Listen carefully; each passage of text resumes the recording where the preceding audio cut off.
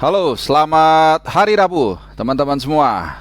Ya, kita kali ini akan ke negeri spaghetti. Full akan bahas Serie A, terutama tiga tim teratas ya, yang lagi moncer-moncernya. Gua akan bahas AS Roma, Capolista, kemudian Milan dan juga Inter Milan. Ya, karena dari Liga Inggris ini nggak ada pertandingan yang terlalu bagus ya. Jadi tim-tim kecil semua yang main. Mungkin kecuali Chelsea juga kalah 2-1 dari Soton. Jadi yang gua akan ke seri A aja, lebih menarik ya. Ada tiga tim teratas yang meraih hasil mirip-mirip, sedikit berbeda tapi hampir sama ya. Jadi ada Roma menang 3-0 dari timnya Silvio Berlusconi, Monza. Kemudian Inter Milan yang juga menang dengan skor yang cukup meyakinkan lawan Cremonese, juga tim promosi. Dan Milan yang ditahan imbang Sassuolo 0-0. Nah, gue mulai dari yang terakhir, dari Milan, Scudetto. Jadi ini pertandingan keempat, Milan hanya dapat 1 poin ya dari pertandingan Sassuolo. Dan perlu diingat ya, mungkin Sassuolo ini bukan tim mentereng, tapi kalau kita lihat head to head dan rekor mereka ini memang tidak menguntungkan Milan ya. Dalam 3 tahun terakhir itu setiap musim Milan gak pernah bisa menang 2 kali dari Sassuolo. Ya, musim lalu Milan menang sekali 3-0 tapi juga sempat kalah 3-1. Musim sebelumnya lagi Milan menang 2-1 tapi di saat-saat main di San Siro malah kalah 2-1 ya. Musim sebelumnya lagi mereka main 2 kali, sekali seri, sekali menang Milan. Jadi memang tim ini selalu menyulitkan kalau kita bicara head to head. Nah, pertandingan kemarin juga sama. Jadi bukan hanya dari permainannya, dari rekornya aja, tapi juga dari permainan ini memang Sassuolo sangat ngotot ya. Jadi mereka memang nggak terlalu berani keluar menyerang juga ya, karena ya sadar diri lah Sassuolo, sehingga mereka lebih banyak menutup rapat pertahanan mereka hampir sepanjang pertandingan. Tapi serangan balik mereka lumayan klinikal ya. Jadi beberapa kali merepotkan. Tapi hanya tiga pemain, maksimum 4 yang terlibat, sehingga ketika mereka kena counter attack lagi ya, kalau gue lihat pertahanan mereka sangat solid. Nah, buktinya apa? Sangat susah para pemain Milan menciptakan kreasi di sepertiga pertahanan Sassuolo ya. Paling 2 atau 3 lah maksimum, nggak sampai 3, malah sedikit banget. Gue inget pertandingannya, di pertandingan itu Milan dapat peluang. Jadi ini membuat start Milan, kalau kita bandingkan musim lalu ini sedikit lebih turun ya. Kalau musim lalu sampai 4 pertandingan itu Milan dapat 10 poin, sekarang mereka dapat 8 poin. Jadi drop 2 poin dibandingkan musim lalu. Jadi bukan start yang bagus buat Milan dalam rangka mempertahankan Scudetto mereka ya. Walaupun tentunya musim masih panjang, gua tahu masih ada 34 pertandingan lagi. Apapun masih bisa terjadi ya. Nah, sedikit kita lihat line up kemarin. Sebenarnya ini kembali ya menunjukkan bagaimana kehilangan Frank Kessie ini memang benar-benar luar biasa. Ya, lu mau bilang Pobega itu pengganti yang paling pas ya, dari segi role permainan mungkin iya, tapi dari kualitas gua rasa sih kurang ya. Kemudian juga tidak ada kreasi. Brahim Diaz sampai diganti di tengah pertandingan di menit ke berapa ya, kalau nggak salah di menit ke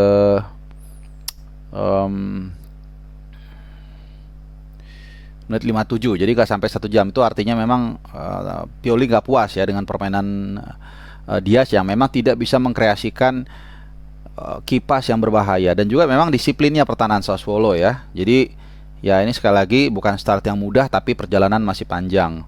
Nah, kalau Milan meraih hasil minor tapi tidak dengan rival sekotanya ya, Inter Milan menurut gue bukan hanya menang 3-1, tapi juga cara Inzaghi menyikapi beberapa lubang yang menurut gue masih di Inter Milan ini masih sangat-sangat patut diapresiasi ya. Ini kalau kita lihat dia turun tanpa menampilkan, sebenarnya tanpa kekuatan penuh ya. Mungkin bukannya mau menganggap remeh kalau menurut gue, cuman dia sadar bahwa ini kesempatan buat Inzaghi untuk nyimpen beberapa pemainnya, nyimpen tenaga untuk menghadapi nanti derby della Madonnina nih. Mereka ketemu weekend ini ya, main di Milan, main di kandang Milan, sehingga dia mengambil keputusan untuk tidak full strength supaya waktu lawan Milan nanti mereka bisa dengan kekuatan penuh. Yang pertama tentunya nggak ada Lukaku. Kita tahu Lukaku cedera. Jujur gue nggak tahu cederanya berapa lama, tapi kayaknya sih nggak parah ya. Jadi bisa jadi memang dia dipersiapkan supaya sembuh total ketika menghadapi Milan. Kemudian tadi itu nggak ada Gosen juga dicadangin. Darmian yang diganti di kiri. Ini Darmian ini luar biasa nih. Jadi mulai sejak pramusim kebetulan gue berapa kali membawakan pertandingan TVRI pertandingan Inter Milan di TVRI kebalik ya. Jadi Darmian ini yang paling banyak dicoba beberapa posisi. Di kanan, kayak kanan udah pasti ya posisi asli dia. Kemudian sebagai center back tapi di area kanan. Nah, dan juga di sisi kiri. Ya, dan pertandingan ini dia ditaruh di kiri menggantikan Gosens, dan kemudian Dumfries seperti biasa yang memang sejak pramusim selalu diplot di kanan. Dan bagusnya adalah gini, itu satu ya. Dari segi kebugaran pemain, Inzaghi mencoba menjaga semaksimal mungkin supaya bisa menang dengan tim seperti Cremonese, tapi di saat yang sama juga kebugaran mereka terjaga. Artinya apa? Ya, mereka bisa mengukur, dia bisa mengukur dengan pemain yang katakanlah mungkin 70% pun mereka bisa menang ya. Jadi bisa menjaga kebugaran. Cuman itu dia, kalau kita lihat dari strateginya pun tidak kalah keren ya. Jadi kalau kita membayangkan Inter Milan ini akan bermain seperti Milan waktu menghadapi Sassuolo, menguasai bola posisi sedemikian rupa, nggak terlalu ya. Kalau lu lihat sebenarnya lawan itu juga agak lumayan dapat space, dapat ball position. Tapi memang menurut gua, nah ini gua baca di sebuah media online lah di bahasa Italia yang gue translatein, dia membuka bridgingnya itu dengan kata curiously. Jadi uniknya atau anehnya 3 golnya itu banyak dari setup serangan balik. Nah ini yang gue bilang menurut gue bukan kebetulan. Jadi gue lihat Inzaghi ini pertama tidak menurunkan dengan full strength, kemudian kedua agak memberikan ruang bagi Cremonese. Sehingga apa? Sehingga ketika dia menyerang kan ada lubang di sana, ada daerah yang ditinggalkan sehingga ini dimanfaatkan oleh Inter Milan ya. Pertama serangan balik dari kanan, kemudian ke Dzeko finishingnya masih rebound, ada Joaquin Correa. Kemudian kedua ya agak semi counter attack juga ya. Jadi transisi menyerangnya sangat bagus. Kemudian ada umpan lob dari Calhanoglu, umpan lob nyilang, dihajar keren banget golnya dari Barella. Dan yang ketiga ini lebih kepada skill individu si Lautaro Martinez ya. Dia nggak main dari babak pertama, jadi masuk menit ke ke berapa? Babak kedua. Ya dia masuk menit 55 ya. Jadi hampir 1 jam permainan. Ini juga sama. Jadi taktik dari Inzaghi ini juga harus diapresiasi. Cuman memang ya 1 gol itu nggak kita hitung lah ya, gol hiburan. Cuman memang apa yang dikatakan Inzaghi setelah pertandingan bahwa mereka masih mencoba untuk menyemburu 1 back lagi, menurut gua ada benarnya. Karena sejak pramusim pun itu yang gue bilang, Darmian itu memang sengaja atau coba ditarik sebagai back tengah untuk melapis kalau antara Skriniar, De Vrij atau ya siapapun yang cedera itu ada yang menggantikan. Jadi agak ngepas nih.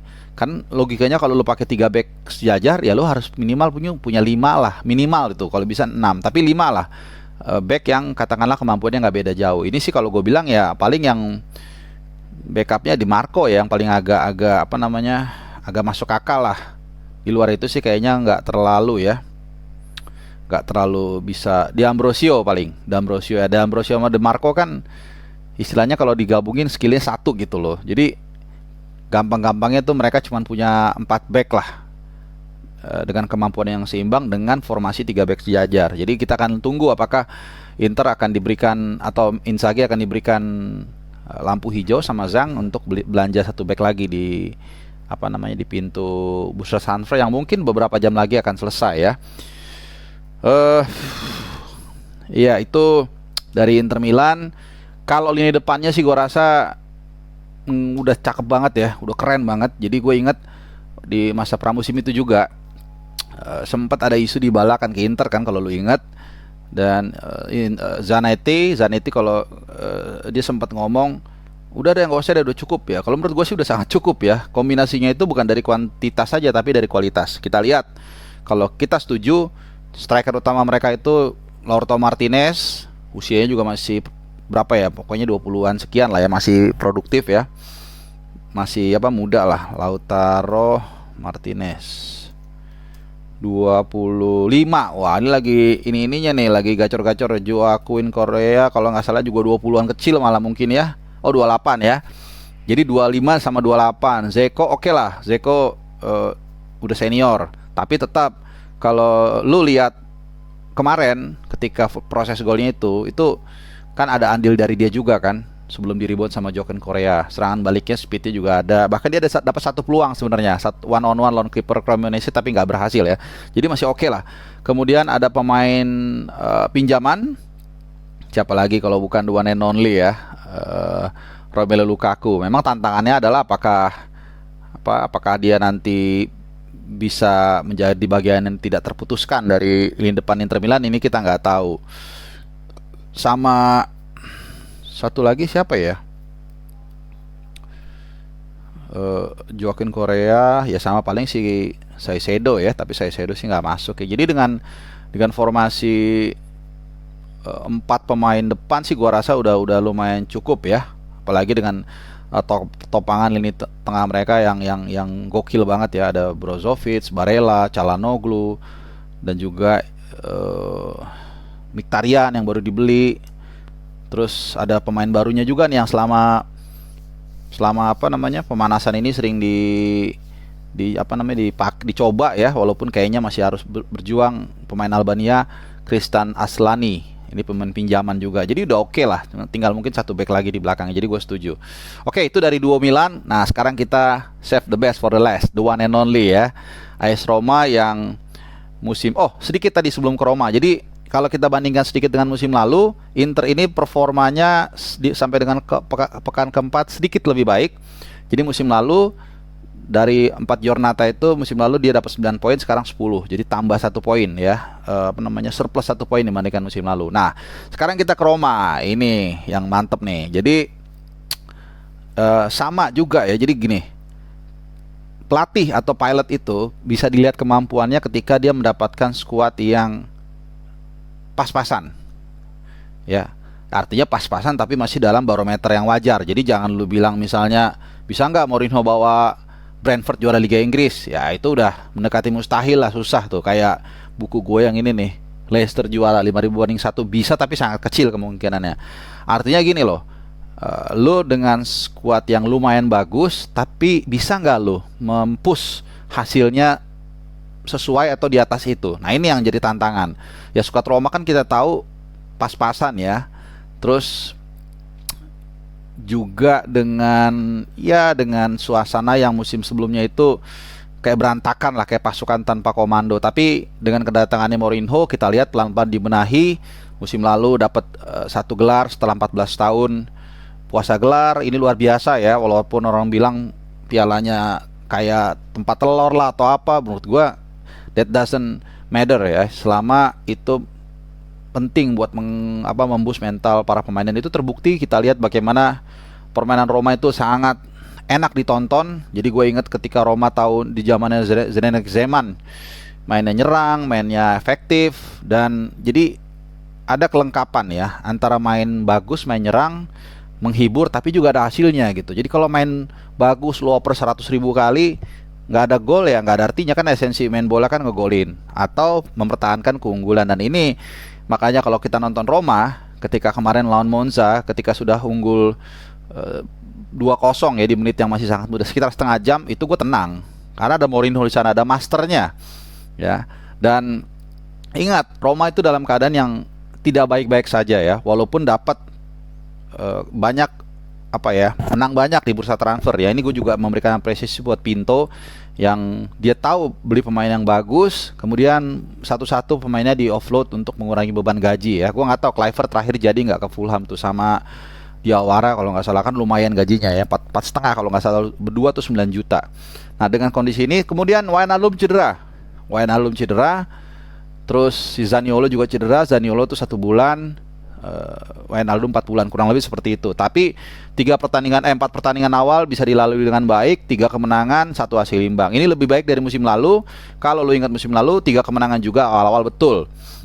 Kemudian kalah sama Hellas Verona. Bedanya 4 tim ini kecil-kecil semua lah kalau kita bilang. Mungkin hanya Vio yang agak bagus. Musim ini Roma berhasil mematahkan jinx-nya melawan Juventus. Oke, paling nggak tidak menang, tapi seri 1-1. Ini menurut gue sih hasil yang bagus ya, apalagi serinya itu mainnya di Juventus. Nanti kita main di Roma, mudah-mudahan bisa kita balas. Jadi 4 pertandingan, 3 menang, 1 seri, 10 poin. Musim lalu cuma 9 poin. Dan nah ini dia, kita sekarang langsung ke formasi nih. Formasinya itu sama nih kayak Inter waktu melawan Cremonese. Lawan Monza ini juga Mourinho juga nggak mau terlalu nge-push kekuatan mereka ya. Di sisi kiri misalnya, bukan Spina yang ditampilkan. Setahu gue sih Spina gak cedera. Jadi mungkin dia ingin benar-benar menjaga salah satu aset terbaiknya ini jangan sampai cedera, apalagi cedera apa tuh yang parah itu ya. Gue lupa namanya istilahnya, dokternya itu. Jadi dia simpen-simpen, nanti mungkin di saat yang tepat, misalnya saat derby Roma atau mungkin menghadapi Inter atau menghadapi Milan, mungkin baru Spina akan dimainkan secara full dari awal. Nah, Zalewski di kiri, kemudian di depan nggak ada perubahan kecuali Pellegrini yang memang didorong lebih ke depan menggantikan peran dari siapa yang cedera, Zaniolo. Dan Pellegrini luar biasa ya, dari 2 musim lalu nggak terlalu nggak terlalu banyak yang lirik, nggak terlalu kelihatan, tapi sekarang kita lihat semakin stabil permainannya. Dan sedikit informasi nih teman-teman ya, Pellegrini ini adalah satu dari 3 pemain di AS Roma yang paling banyak tampil setiap detik. Jadi ada 3 sebenarnya yang paling banyak, itu ya Rui Patricio, kemudian juga Ibanez juga dia keren ya golnya kemarin, sama Cristante. Nah ini Cristante juga sama ya, musim lalu kalau lu Romanisti pasti banyak yang sering gedek ngelihatnya ya, gerakannya lambat, terus lama ngelepas bola dan sebagainya. Tapi kita lihat ya mungkin juga karena ada persaingan di sana, ada Matic, kemudian ada Wijnaldum, sehingga ini yang gue bilang tadi, kedatangan pemain baru itu kadang-kadang juga memberikan competitiveness levelnya lebih baik, sehingga kita lihat Cristante tampil semakin stabil lah, dan bahkan juga dia pertandingan pertama atau kedua ya kasih match winner buat Roma. Nah, jadi itu di formasi di tengahnya. Kemudian di belakang, nah ini belakang karena memang sama juga nih, Smalling feeling gue sih dicadangin ya, disimpan sedikit lah. Ibanez sama Mancini yang seperti biasa tampil, Kumbula yang menggantikan. Tapi Kumbula cuma di tengah pertandingan cedera lagi, masuklah Smalling, it's okay ya. Dan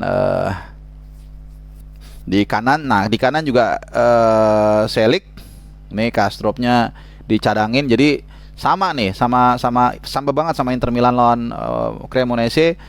Mourinho juga pinter-pinter menjaga stamina para pemainnya supaya nggak habis digas sejak awal. Walaupun sebenarnya lawan berikutnya Roma nggak terlalu berat ya, menghadapi Udinese, kemudian baru di Europa League lawannya Ludogorets. Nanti lawan Roma itu berat mulai bulan Oktober. 1 Oktober itu kita akan menghadapi Inter Milan ya. Jadi so far sih oke. Dan kalau gue berharap semoga Wijnaldum cepat sembuh, Zaniolo, supaya nanti ketika ini bulan apa, Agustus, September, Oktober, November. Nah ini gue nggak tahu nih, November dia sembuh ini apakah dia akan langsung main Piala Dunia atau enggak. Ya gue berharap sih nanti dia secepat mungkin sembuh supaya menghadapi pekan-pekan di Inferno yang berat ini Roma sudah lebih full strength lah.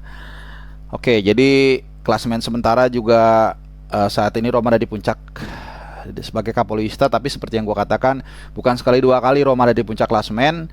Bahkan gue ingat kalau nggak salah 2010-an lah, nanti lo bisa cari sendiri, itu Roma menang 10 pertandingan beruntun tanpa kebobolan ya, atau mungkin kebobolan atau gue lupa, tapi 10 kali menang. Tapi akhir musim menjuara siapa? Juventus. Jadi nggak penting start bagus, yang penting adalah bagaimana bisa mengakhiri musim dengan juara setelah terakhir 2001 ya, 21 tahun yang lalu. Lama 21 tahun yang lalu ya, udah lama banget ya.